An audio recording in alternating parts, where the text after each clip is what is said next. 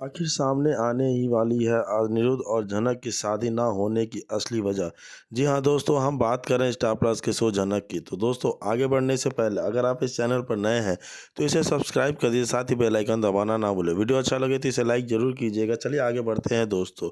जैसे कि देख रहे हैं कि सीरियल झनक में यहाँ तक कि एक तरफ अनिरुद्ध और झनक दोनों बहुत खुश होते हैं और अपनी शादी को लेकर बेहद उत्साहित होते हैं। वहीं दूसरी तरफ अर्शी इस शादी को रोकने के लिए पूरी तरह से तैयार बैठी होती है। लेकिन अनिरुद्ध और झनक की शादी पूरी रीति रिवाज और पारंपरिक विधियों से साथ जैसी ही शुरू होती है, तभी वहां अचानक अर्शी की एंट्री होती है और उसकी मौजूदगी पूरे माहौल को हंगामे में बदल देती है। शादी की खुशियां पलों में झगड़ते और अशांति के बदल जाती है और इसी बीच किसी न किसी बहाने से शादी रोक दी जाती है। यह झटका झनक सह नहीं पाती है और उसका दिल पूरी तरह से टूट जाता है। बिना किसी को कुछ बताए वह कोलकाता हमेशा के लिए छोड़ने का फैसला कर लेती है और निकल पड़ती है एक नई अनजान मंजिल की ओर। लेकिन उसकी मुश्किलें अब भी खत्म नहीं होती, क्योंकि झनक उस वक्त गर्भवती होती है और उसके पेट में अनिरुद्ध का बच्चा होता है। अगर अनिरुद्ध को इस बारे में कोई जानकारी नहीं होती और उसे यह गलतफहमी हो जाती है कि झनक ने उसे धोखा दिया और बिना कोई कारण बताए उसे छोड़कर चली गई। वह सोचता है कि अगर झनक थोड़ी सी भी समझदारी दिखाती और उस पर भरोसा करती तो वह अर्शी से तलाक लेकर रह ही जाता और फिर उनकी शादी हो को कोई नहीं रोक पाता। इसी गलतफहमी के चलते अनिरुद्ध झनक से माफ नफरत करने लगता है। लेकिन उधर झनक उत्तर प्रदेश के एक छोटे से गांव में जाकर बस जाती है, जहां वह एक प्यारी सी बेटी को जन्म देती है जो धीरे धीरे बड़ी होती है। लेकिन हालात ऐसे बनते हैं कि वह बच्ची एक औरत को अपनी माँ समझने लगती है और झनक अपने ही बच्चे को अपनी माँ के रूप में न पहचानते दे ही देख पाती है।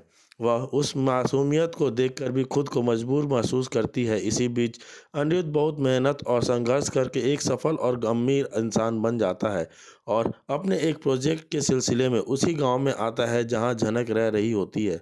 वहां उसकी मुलाकात होती है उस व्यक्ति से जिसे सब झनक का पति समझते हैं। दोनों के बीच पहले तीखा झगड़ा होता है, लेकिन फिर हालात धीरे धीरे दोस्ती में बदल जाते हैं और अनिरुद्ध को एहसास नहीं होता है कि वह उसी व्यक्ति के करीब आ रहा है जो उसकी झनक का ढोंग पति बना हुआ है। लेकिन जब अनिरुद्ध की नज़र अचानक झनक पर पड़ती है तो उसका दिल जोर से धड़क जाता है और लेकिन उसका झनक अनिरुद्ध के सामने अनजान बनने का नाटक करती है, क्योंकि वह नहीं चाहती कि उसकी बेटी की सच्चाई सामने आए और वह नहीं चाहती कि अनिरुद्ध दोबारा किसी दर्द से गुजरे।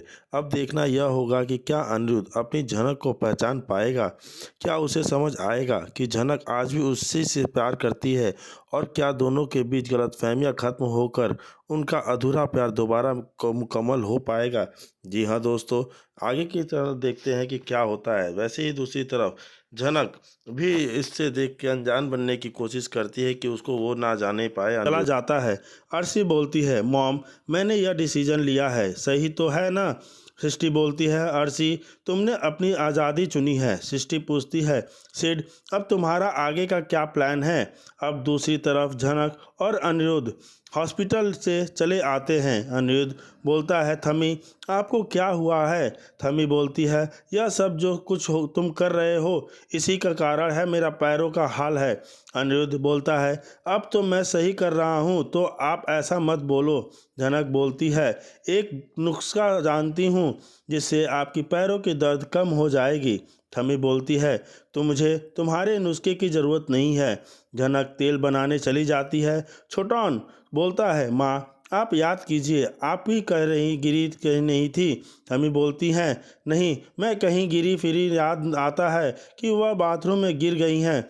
अब झनक थमी के लिए तेल लाती है और मालिश करती है। थमी तेल लगाने से मना कर देती है, फिर भी झनक थमी के पैरों के तेल लगाती है जिससे दर्द कम हो जाता है और थमी का गुस्सा थोड़ा शांत हो जाता है। वहीं परिवार वाले भी झनक की इस आदत को देख के बहुत खुश होते हैं कि वह सबकी कितनी देखभाल कर रही है और सबकी कितनी सेवा कर रही है। अनिरुद्ध बहुत खुश होता है झनक के लिए। वहीं दूसरी तरफ सिद्धार्थ अर्शी को अपने आगे के प्लान में लेने के लिए सोच रहा होता है। सृष्टि मुखर्जी तो अभी तक भूल नहीं पाई हो। अर्शी बोलती है, ऐसा कुछ नहीं है, मैं अपना पास्ट भूल चुकी हूँ और अब अनिरुद्ध से मुझे कोई मतलब नहीं है, सिर्फ तुमसे प्यार करती हूँ। अर्शी बोलती है, तुम बुरा ना मानो तो एक बात बोलूँ, मुझे अभी भी लगता है कि मुझे अनिरुद्ध को डाइवोर्स दे देना चाहिए।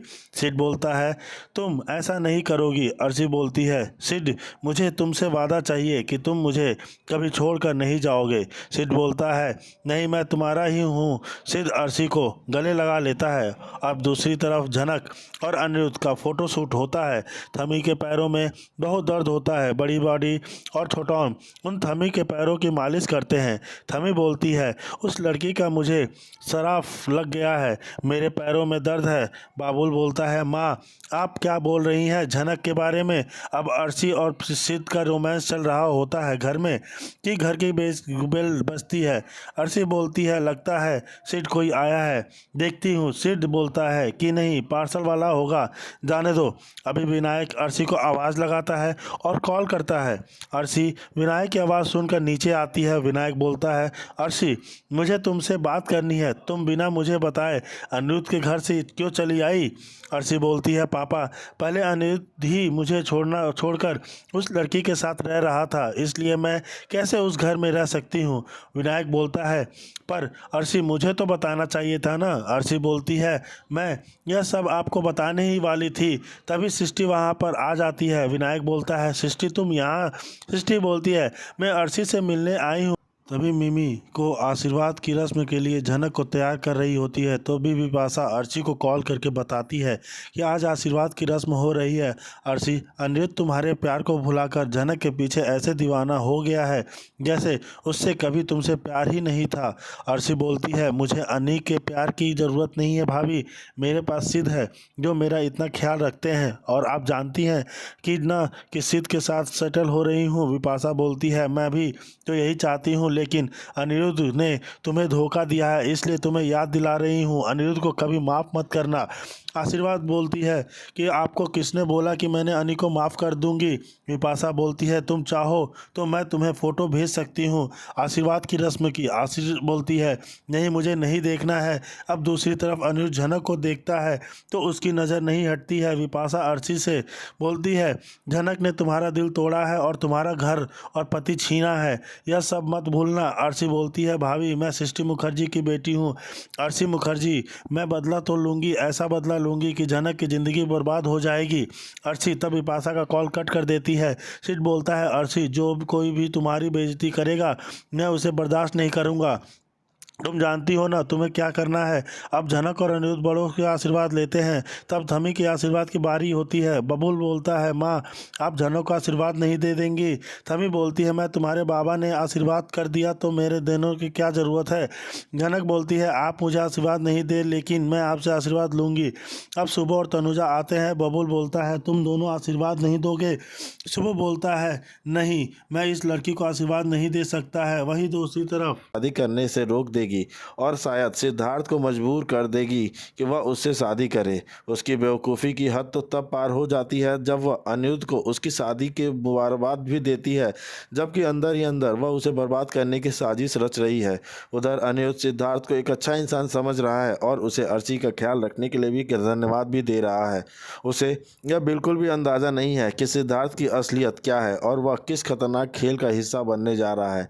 सिद्धार्थ ने अर्शी के चेहरे पर एक झूठा मुखौटा चढ़ा रखा है जिसे वह जल्द ही उतारने वाला है। अर्शी बुरी तरह से सिद्धार्थ के जाल में फंस चुकी है और उसे इस बात का जरा भी अंदाज़ा नहीं है कि वह कितनी बड़ी गलती कर रही है। कम से कम उससे इतना समझ तो होना ही चाहिए कि अगर अनिरुद्ध को तलाक नहीं देगी तो अनिरुद्ध भी भले ही झनक से शादी ना कर पाए, लेकिन वह खुद भी सिद्धार्थ से शादी नहीं कर पाएगी।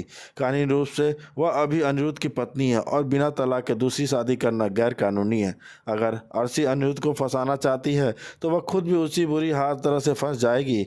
रही बात सिद्धार्थ की, तो उसकी नीयत बिल्कुल भी अर्शी से शादी करने की नहीं लग रही है। लगातार इस बात को टाल रहा है, शादी की बात को अनसुना कर दे रहा है। अर्शी कहती है कि अभी उसे थोड़ा सेटल होने दो, बिजनेस संभालने दो, उसके बाद शादी के बारे में सोचेंगे। सिद्धार्थ के चाल ढाल से साफ पता चलता है कि अर्शी उसकी शादी करने से कोई दिलचस्पी नहीं है, लेकिन अर्शी तो सपने संजो कर बैठी है कि वह सिद्धार्थ के साथ अपना घर बसाएगी। सिद्धार्थ उसे इधर उधर घुमा रहा है कि वह उससे शादी करेगा और कोशिश कर रहा है कि जानबूझकर पेपर की अर्शी को उस पर बिल्कुल भी शक ना हो। लेकिन अर्शी को शक तो हो या ना हो, उसे इस बात की बुनियादी समझ होनी चाहिए कि जब तक अनिरुद्ध को तलाक नहीं देगी ना, तो अनिरुद्ध भी और उसे वो खुद भी तलाक नहीं होगा और वो खुद भी शादी नहीं कर सकती। अगर वह अनिरुद्ध को आज़ाद नहीं करेगी तो वह खुद भी बंधी रहेगी। में उसका एक भयानक एक्सीडेंट हो जाता है। जैसे ही इस हादसे की खबर घर वालों को मिलती है, सभी लोग हड़बड़ाते हुए घटनास्थल पर पहुंच जाते हैं। जनक, जो दुल्हन के जोड़े में अनिरुद्ध का इंतजार कर रही थी, अब खबर सुनकर हवास हो जाती है और रोती हुई वहां पहुंचती है। जब वह अनिरुद्ध को खून से लथपथ देखती है तो उसके होश उड़ जाते हैं और अनिरुद्ध के सिर पर गहरी चोट आई होती है और वह बेहोश होकर जमीन पर पड़ा होता है। जनक दौड़कर उसके पास जाती है और रोते हुए उसका हाथ पकड़ लेती है। तब अनिरुद्ध की सांसें चल रही होती हैं और वह धीमी आवाज़ में जनक को कहता है, अगर मुझे कुछ हो गया तो तुम्हारा ध्यान कौन रखेगा। यह सुनकर जनक की आंखों में आंसुओं की धारा बहने लगती है, क्योंकि उसे यह एहसास होता है कि अनिरुद्ध उससे कितना प्यार करता है और इस मुश्किल घड़ी में भी उसे सिर्फ जनक की फिक्र है। इसके बाद सभी लोग मिलकर अनिरुद्ध को अस्पताल ले जाते हैं और डॉक्टर तुरंत इसका इलाज शुरू कर देते हैं। जांच के बाद डॉक्टर बताते हैं कि अनिरुद्ध के सिर पर गंभीर चोट लगी है और उसकी याददाश्त जा सकती है। सुनकर घर वाले जनक बुरी तरह से टूट जाते हैं। कुछ देर बाद जब जनक अनिरुद्ध को होश आता है तो वह सबको पहचानता है, लेकिन जनक को नहीं पहचानता है। उसे श्रीनगर से लौटने के बाद की कोई बात याद नहीं होती, जिससे उसकी यादों से जनक की पूरी तरह मिट जाती है। यह शख्स से इतना प्यार करता है, वह उसे बिल्कुल भी नहीं पहचान रहा है। अर्शी जब यह सब देखती है तो तुरंत अस्पताल पहुंचती है और अनिरुद्ध को देखकर दिखावटी आंसू बहाने लगती है। वह घर वालों को यह जताने की कोशिश करती है उसे अनिरुद्ध की हालत देखकर बहुत दुख हो रहा है, जबकि अंदर ही अंदर वह खुश हो रही होती है कि उसकी चाल कामयाब हो गई है। अब कहानी में सबसे बड़ा सवाल यह है कि क्या जनक अपने प्यार और आत्मबल से फिर से अनिरुद्ध को अपना बना पाएगी। क्या अनिरुद्ध को अपनी पूरी हुई यादें वापस आएगी या फिर अर्शी और बिपाशा की साजिशें कामयाब होंगी। जी हाँ दोस्तों, जनक को अनिरुद्ध से हमेशा के लिए दूर कर देंगी। यह देखना दिलचस्प होगा कि जनक इस मुश्किल परिस्थिति का सामना कैसे करती है। अनिरुद्ध बोलता है, आप तो सुधर गए, और अनिरुद्ध बिपाशा से बोलता है, आप जिस शर्म से इस घर में खड़ी हैं, आपको इस घर से घसीट कर बाहर तो नहीं कर सकता, क्योंकि मैं जानता हूँ आपकी घर हालत क्या है। लेकिन आपने जो जनक के साथ किया, अगर आपने दोबारा ऐसा किया तो मैं यह सहन नहीं कर पाऊँगा। और जी हाँ दोस्तों, ये सब बोलते हुए अनिरुद्ध बहुत ज़्यादा गुस्सा हो जाता है और बोलता है कि आज के बाद जनक को कोई भी कुछ नहीं बोलेगा। अगर किसी ने भी जनक की बेइज्जती की या किसी ने भी उसे अपशब्द कहा तो मुझसे बुरा कोई नहीं होगा। मैं ये बिल्कुल बर्दाश्त नहीं करूँगा कि कोई मेरी जनक की बेइज्जती करे। अगर कोई ऐसा करता है तो मैं यह घर छोड़कर हमेशा हमेशा के लिए चला जाऊंगा, आप सभी लोगों से अपना रिश्ता तोड़ दूंगा। वहीं जनक बोलती है, मेरी कोई गलती नहीं है, अर्शी दीदी तो गई तो वो अपनी मर्जी से गई है, उनके साथ सिद्धार्थ है और वो सिद्धार्थ के साथ रहना चाहती है, उसे शादी करना चाहते हो, तो इसमें कोई कुछ नहीं कर सकता। जी हाँ दोस्तों, तो इसे लाइक ज़रूर कीजिएगा। चलिए आगे बढ़ते हैं दोस्तों। जैसे कि हम देख रहे हैं, झनक सीरियल में अनिरुद्ध और झनक की शादी होते ही जब वे साथ में अपने नए जीवन की शुरुआत करने जा रहे होते हैं, तभी दुल्हन के जोड़े में अर्शी और सिद्धांत वहां पहुंच जाते हैं और शादी के माहौल में जानबूझकर बड़ा तमाशा खड़ा कर देते हैं। अर्शी का मकसद होता है कि वह अनिरुद्ध और झनक की शादी वाला दिन बर्बाद कर दे, ताकि दोनों को सबक सिखाया जा सके और अर्शी अपने बदले की आग में उन्हें नीचा दिखा सके। इस मकसद से अर्शी शादी वाले दिन उनके लिए एक बहुत महंगा तोहफा लेकर जाती है और दिखावे में अंदाज में कहती है कि सिद्धार्थ के पास दौलत की कोई कमी नहीं है और उसके सामने अनिरुद्ध और झनक की कोई औकात नहीं है। लेकिन अनिरुद्ध और झनक अर्शी की इस बातों को पूरी तरह नज़रअंदाज कर देते हैं और अपने इस खुशी भरे दिन को सकारात्मक तरीके से जीने की कोशिश करते हैं। हालांकि अर्शी बार बार दोनों को परेशान करने की कोशिश करती है और यहाँ तक कि परिवार के अन्य सदस्यों के सामने भी अपने पैसों का घमंड दिखाती है। थोड़ी देर बाद वह सिद्धार्थ के साथ वहाँ से चली जाती है, लेकिन जाने से पहले अनिरुद्ध को खुली धमकी देती है कि अब देखो मैं कैसे तुम्हारा जीना हराम करती हूँ और तुम्हारे साथ एक एक करके क्या क्या होता है तुम देखते जाना। ना तुम्हारे पास नौकरी बचेगी और ना ही दोबारा काम करने का कोई मौका, क्योंकि सिद्धार्थ इस बात का ध्यान रखेगा कि तुम्हें कोई भी कंपनी नौकरी ना रखे। अर्शी की यह बात सुनकर झनक को अनिरुद्ध की बहुत चिंता होने लगती है और उसे यह डर सताने लगता है कि कहीं अर्शी बदले की आग में अनिरुद्ध का करियर और उनका रिश्ता ना बर्बाद कर दे। तभी अनिरुद्ध फैसला करता है कि वह जल्द से जल्द अपनी खुद की कंपनी के जरिए विदेश जाने की तैयारी करेगा ताकि वह और झनक एक नई जिंदगी की शुरुआत कर सके। लेकिन तभी शादी के दूसरे दिन ही अनिरुद्ध को अपने बॉस का कॉल आता है जो उसे कंपनी से निकालने की सूचना देता है। यह सुनकर अनिरुद्ध पूरी तरह टूट जाता है और झनक के चेहरे पर भी चिंता साफ नजर आने लगती है। इसके बाद दोनों फैसला करते हैं कि वह कोलकाता शहर को छोड़ देंगे और किसी नए शहर में जाकर एक नई शुरुआत करेंगे जहां ना कोई अर्शी होगी ना सिद्धार्थ का असर होगा। अब देखना यह है कि क्या अनाखा अनिरुद्ध क्या अनगिना है खुद और झनक इस मुश्किल वक्त में एक दूसरे का साथ